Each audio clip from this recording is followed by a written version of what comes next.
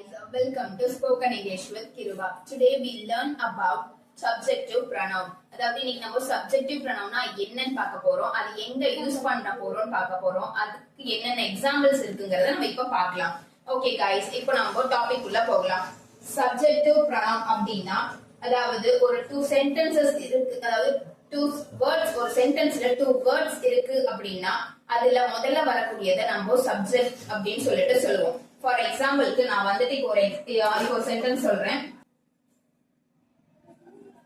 Talk runs. இதுல talk அப்படின்றது வந்துட்டு சப்ஜெக்ட், ஓகேங்களா? ரன்ஸ் அப்படின்றத நம்ம வெர்ப்னு சொல்லுவோம். சோ இந்த சப்ஜெக்ட்ல வரக்கூடியதை பத்தி தான் இப்போ நம்ம பார்க்க போறோம். I, நான். If any sentence we used with me அப்படிங்கறப்போ நம்ம அந்த இடத்துல நான் I அப்படின்னு சொல்லிட்டு சொல்லுவோம். இப்போ he அப்படின்னா ஒரு பையனை பத்தியோ இல்ல ஒரு யங் பர்சனை பத்தியோ இல்ல ஒரு ஏஜ்டு பர்சனை பத்தியோ சொல்றப்போ நம்ம அவன் அப்படின்றப்போ he அப்படின்னு சொல்லிட்டு யூஸ் பண்ணுவோம். இதுவே she அப்படின்றப்போ அவள், அதாவது ஒரு கேர்ளை பத்தியோ இல்ல ஒரு உமனை பத்தியோ நம்ம சொல்றப்போ அந்த இடத்துல she யூஸ் பண்ணுவோம். It means அது, அதாவது ஒரு திங்ஸ் பத்தியோ அனிமல்ல பத்தியோ அப்படி இல்ல ஒரு பிளேஸ், ஒரு குறிப்பிட்ட பிளேஸ் பத்தி நம்ம சொல்றப்போ அந்த இடத்துல it யூஸ் பண்ணுவோம். அதே மாதிரி we அப்படின்னா நாங்கள், அதாவது என்னையும் சேர்த்து இப்போ என்னை சுத்தி இருக்கிறவங்களை பத்தி நான் சொல்றேன் அப்படின்றப்போ we are அப்படின்னு சொல்லிட்டு சொல்லுவோம். அதே மாதிரி youனா நீங்கள். ஃபார் எக்ஸாம்பிள் அதுக்கு you are watching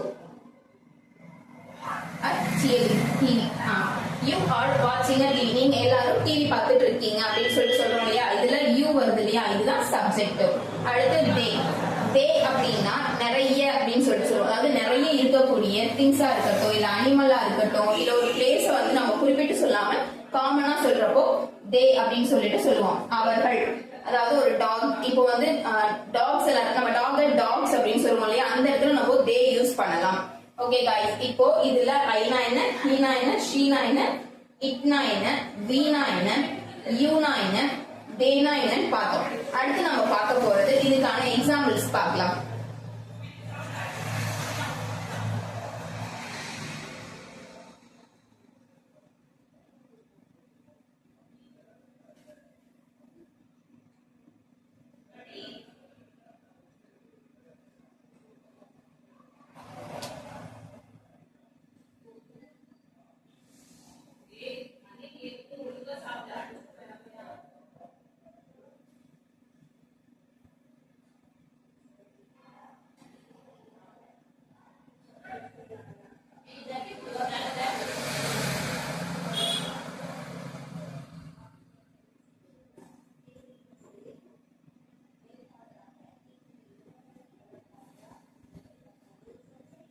okay guys, இதுல ராம் இஸ் பிளேயிங் அப்படின்ற இடத்துல ராம் அப்படிங்கிறது சப்ஜெக்ட். இத வந்து நம்ம எப்படி சொல்லலாம் அப்படின்னா he is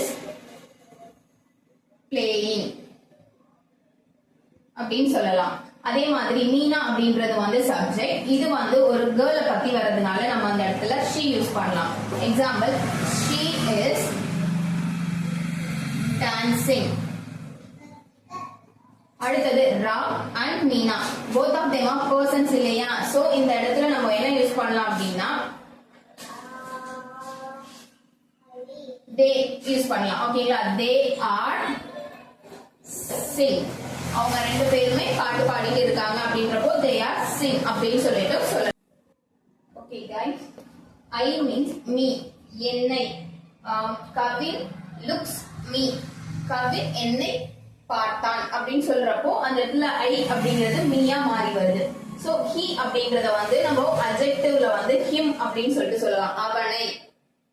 she அப்படின்றப்போ her, அவளை பத்தி நான் பேசுறேன் அப்படின்னு சொல்லிட்டு சொல்றப்போ நம்ம her யூஸ் பண்ணலாம். you அப்படின்னா நார்மலா you அப்படின்னாலே you ரெண்டுமே வந்து சேமா தான் வரும். சோ it அப்படின்றப்போ அந்த இடத்துல நம்ம it's dog, it is a dog அப்படின்னு சொல்லிட்டு சொல்லுவோம் இல்லையா, அது it's a dog அப்படின்னு சொல்லிட்டு சொல்றோம். they அப்படின்னா their, அவர்களை பற்றி. நம்ம நார்மலா they அப்படின்றப்போ அவைகள் அப்படின்னு சொல்றப்போ their அப்படின்னா அவர்களை பற்றி சொல்றப்போ. சோ இதுக்கு நம்ம வந்துட்டு எப்படி எக்ஸாம்பிள் யூஸ் பண்ணலாம் அப்படின்னா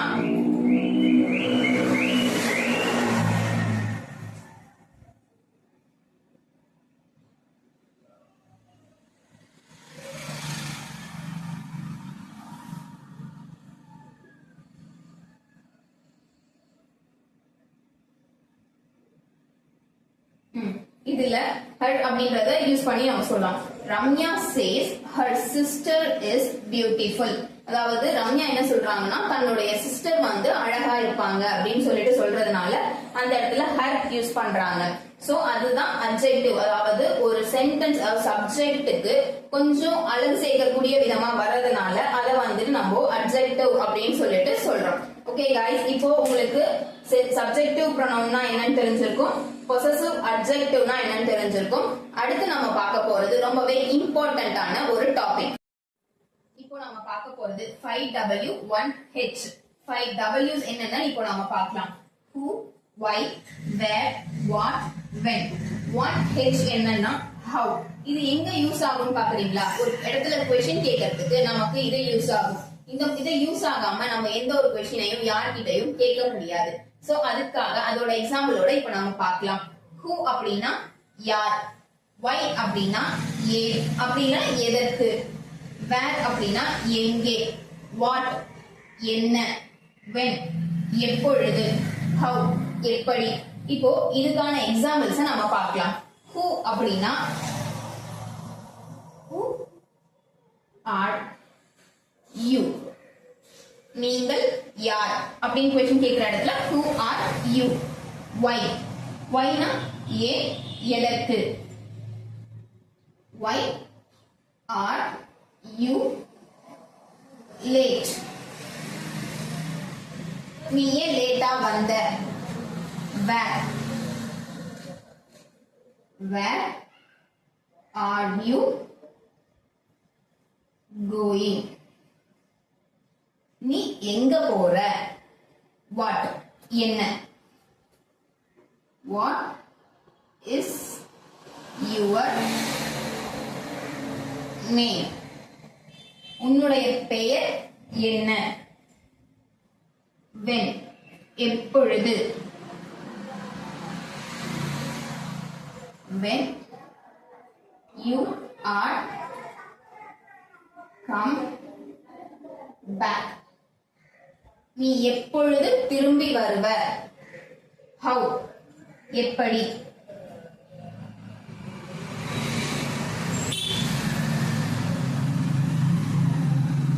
how is it today, இன்னைக்கு பொழுது எப்படி இருந்தது அப்படின்னு கேக்குறப்போ how is it today. இதுதான் இன்னைக்கு நம்ம பார்த்த 5W1H. இந்த சென்டென்சஸ் இல்லாம நம்மளால எந்த ஒரு क्वेश्चனையுமே யார்கிட்டயுமே கேட்க முடியாது. சோ இதுவும் இங்கிலீஷ்ல இருக்கக்கூடிய ஒரு பேசிக்கான எலிமெண்ட்ஸ் தான். சோ ஓகே गाइस, அடுத்தது நம்ம பார்க்கலாம். ஓகே, இப்போ நம்ம பார்க்க போறது பேசிக் இங்கிலீஷ். அதாவது முன்னாடி பார்த்த அட்ஜெக்டிவையும் 5W'ஸையும் வச்சு பேசிக்கா ஒரு சென்டென்ஸை எப்படி மேக் பண்ண போறோம் அப்படிங்கறது தான் பார்க்க போறோம். இப்போ இதுல அப்படின்னா அவன்னு நம்ம படிச்சோம் இல்லையா? சோ இத வச்சு நம்ம எப்படி மேக் பண்ணலாம்ன்றத இப்ப பாப்போம். to, இதுல இக்கு to அப்படின்னா க்கு, அப்போ அவனுக்கு. to him for அப்படின்றப்போ for அப்படின்னா காக, him for அவனுக்காக. அதே மாதிரி from அப்படின்னா இருந்து, அவனிடம் இருந்து. அப்போ himோட நம்ம with சேர்க்கிறப்போ உடன், அவனுடன். himோட நம்ம about சேர்க்கிறப்போ அவன் அவனை பற்றி. அதே மாதிரி தான் நம்ம her அப்படிங்கிறதுக்கு யூஸ் பண்ண போறோம். மறுபடியும் இப்போ herனா அவள். இப்போ இதுக்கு அந்த சென்டென்சஸ் பார்க்கலாம். her to அவளுக்கு, her for அவளுக்காக, her இருந்து அவனிடம் இருந்து, her with அவளுடன், her about அவளை பற்றி அப்படிங்கறதெல்லாம் நம்ம படிக்கிறோம் இல்லையா? சோ இது எல்லாத்துக்குமே வந்து நம்ம இந்த சென்டென்ஸை யூஸ் பண்றப்போ ஒரு தெளிவான மீனிங் கிடைக்குது. சோ அதுக்காக தான் பேசிக்கா நம்ம இந்த வேர்ட்ஸ் வந்து நம்ம யூஸ் பண்றோம். இப்போ நம்ம பார்க்க போறது 5W's. 5W'ஸ்ல வரக்கூடிய who அப்படிங்கிறதுக்கு பதிலா நம்ம whom அப்படின்னு சொல்லி யூஸ் பண்ண போறோம். who அப்படின்னா யார், whom அப்படின்னா யாரை. அப்போ whoக்கு பதிலா நம்ம whom யூஸ் பண்றோம் இல்லையா? இப்போ whom வச்சு நம்ம சென்டென்ஸ் பார்க்கலாம். whom to whom. toனா இக்கு, அப்போ யாருக்கு. அதே மாதிரி for யூஸ் பண்றப்போ யாருக்காக. from யூஸ் பண்றப்போ யாரிடம் இருந்து. with யூஸ் பண்ணோம் அப்படின்னா யார் உடன் about யூஸ் பண்றப்போ யாரை பட் எக்ஸாம்பிள் பார்க்கறோம் இல்லையா யாரை அப்படிங்கிறதுக்கு whom plus to is equal to whom